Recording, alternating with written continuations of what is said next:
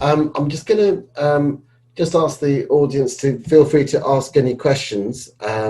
This is the part where if you've got any questions, we've got a few that have come through, and I'll put them to Chris in a moment. But please do feel free to either send a message or to click on the Q&A box, and we'll be able to ask those questions. One thing I did want to talk to you about, Chris, and you kindly agreed to share this document with us after the presentation, is the 3Cs model, which I think is really helpful way of coping with improving mental fitness, which actually is a term which I love. I think people think of physical fitness, but this is mental fitness. Mental fitness, yeah, absolutely. And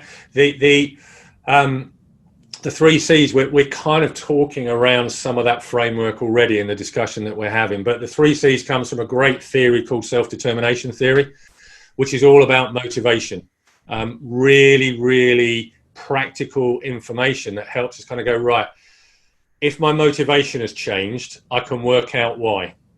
And I can work out which things have been effective, but also I can do some things that allows me to keep that motivation sort of, more under my control. So the 3Cs are a sense of control, number one. So we know motivation changes when we have our sense of control or choice influenced.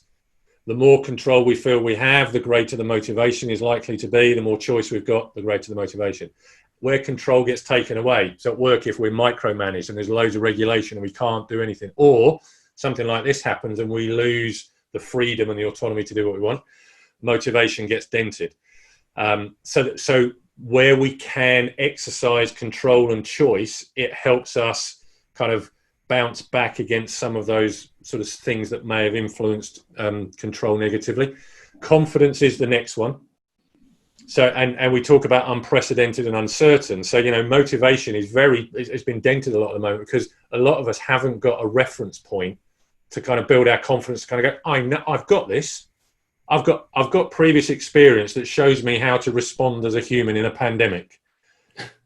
So where we take a lot from motivation, from confidence, where we back ourselves to know something or be good at something, we'll step into it and do more of it.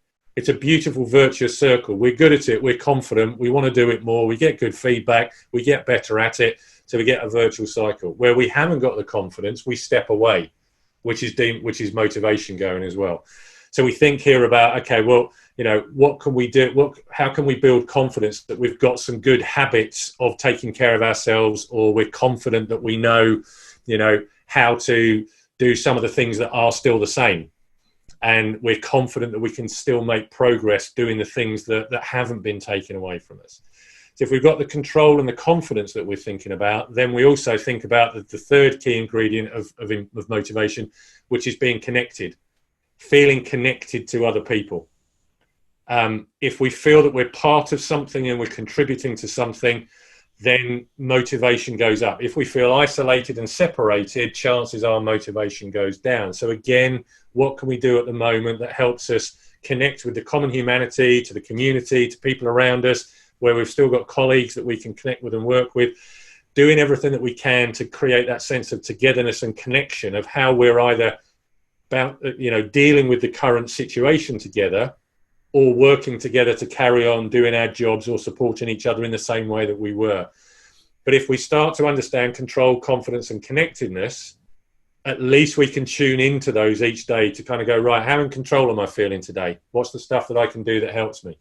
What confidence have I got? What can I focus on that gives me confidence that I can, do a good day today?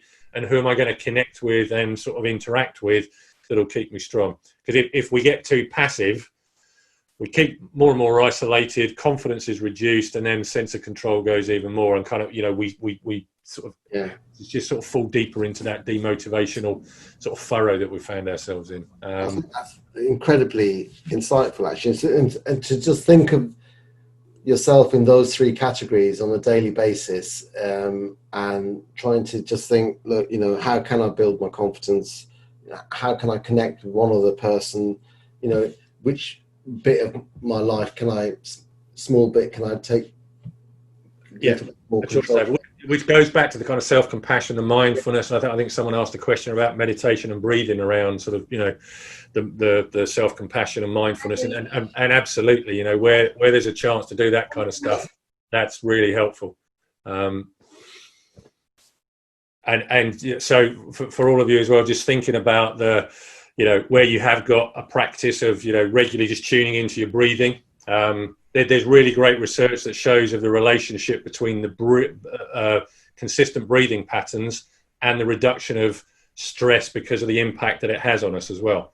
So it actually moves us from the fight flight back into a much sort of, rest digest situation as well. So there's some great online stuff at the moment with people taking breathing classes as well as meditation classes, loads of apps available that help with that stuff. And if we can make a choice, it's worth being curious about what impact it has. How does it help me? Has it made a difference? How do I feel today when I've done it compared to when I didn't do it? I wish it was a magic switch that instantly changed everything, but it's actually much more of a commitment to being curious about wondering what difference it might make today, after a couple of days, after a particular sort of session that you do as well.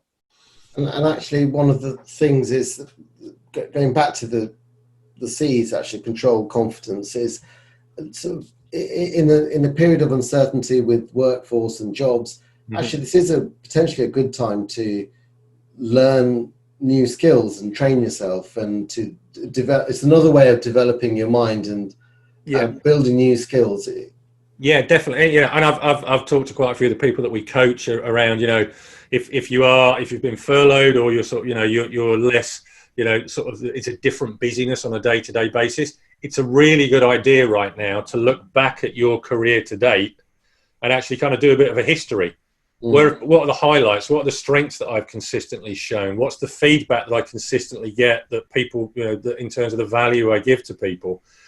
If we can take the time to do that and look at all of the successes that we've had and realize that we were a common denominator in them, it helps fuel that confidence thing, for confidence in who we are, what value we deliver, and sort of, paves the way for the strengths that we want to lead with or make use of when we find our way back into whatever work life is going to be like beyond, lockdown being eased and us moving back to, life with the virus for a while and waiting for other things to come into place. But it's, do the due diligence on what you've achieved so far, because again, we tend to criticize and focus on what we haven't done. Now's a good time to redress the balance.